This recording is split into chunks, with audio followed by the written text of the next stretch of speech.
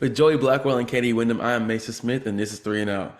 Guys, fresh off Alabama's four overtime win against the North Carolina Tar Heels, the SEC announced that the ACC SEC Challenge for men's and women's basketball will begin in the 23-24 season. Joey, starting with you, how does this perfectly align with Alabama's recent win and going into their future of a great basketball program?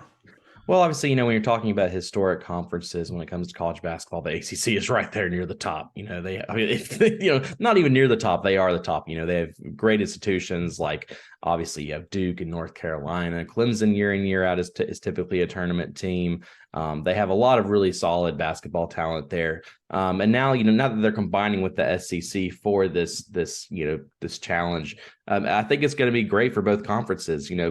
The sad part of it is, of course, we're seeing the ACC Big Ten Challenge, which was the first of these dual conference challenges that started in 1999. We're seeing that go away. We're seeing the Big 12 SEC Challenge go away.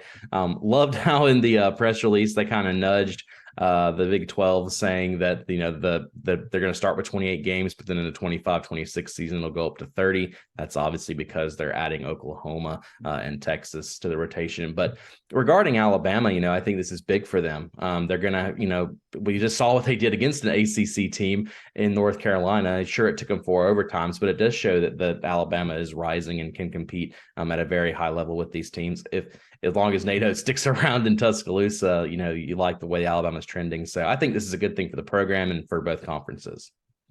Look, we've already seen the last couple of years, even just with, Sunday night and the tournament Alabama played in over these last couple of days, that Alabama has been scheduling super tough in the non-conference, and it's paid off so far. And obviously, when you have these challenges, last year Alabama had Baylor in the SEC Big 12 Challenge, which I believe was a top 5 team at the time.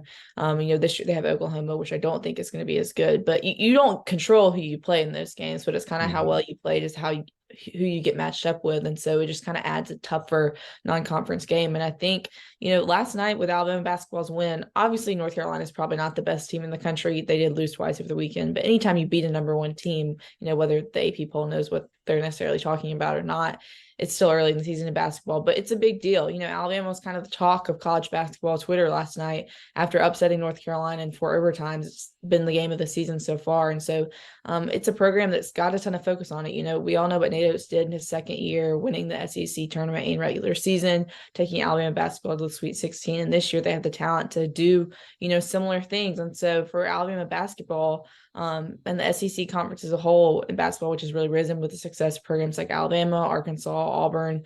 Obviously you have Kentucky, Florida, that have more kind of traditional success. This is a good thing for Alabama that they'll get more of these type quality games on the big stage.